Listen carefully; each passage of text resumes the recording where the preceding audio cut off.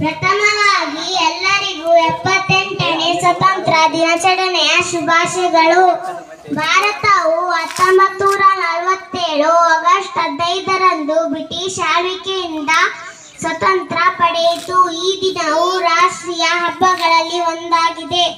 ನಮ್ಮ ದೇಶದ ಸ್ವಾತಂತ್ರ್ಯಕ್ಕಾಗಿ ಹೋರಾಡಿದ ಗಾಂಧಿ ತಾತ, ಸರ್ದಾರ್ ವಲ್ಲಭಭಾಯಿ ಪಟೇಲ್, ಚಾಚಾ ನೆಹರು, ಬಾಬಾ ಸಾಹೇಬ್ ಅಂಬೇಡ್ಕರ್ ಇತ್ಯಾದಿ ಮಹಾನ್ ನಾಯಕರು ತಮ್ಮ ಜೀವವನ್ನು ಸವಿಸಿ ಜೀವದಾನ ಮಾಡಿದ್ದಾರೆ. ಇಂತಹ ಮಹಾನ್ ನಾಯಕರಿಗೆ ಧನ್ಯವಾದಗಳನ್ನು ಹೇಳುತ್ತೀನಿ. ಅವರ ಶ್ರಮದಿಂದಾಗಿ ನಾವು ಈಗ ಸಂತಸದಿಂದ ಜೀವನ ನಡೆಸಲು ಸಾಧ್ಯವಾಗುತ್ತಿದೆ ಎಂದು ಹೇಳುತ್ತಾ ನನ್ನ ಮಾತುಗಳನ್ನು ಭಾರತಾಂಬೆಯ ಪಾದಕ್ಕೆ ಅರ್ಪಿಸುವೆ.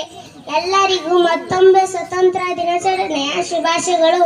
ಬೋಲೋ ಭಾರತ್ ಮಾತಾ ಕಿ. ಧನ್ಯವಾದಗಳು.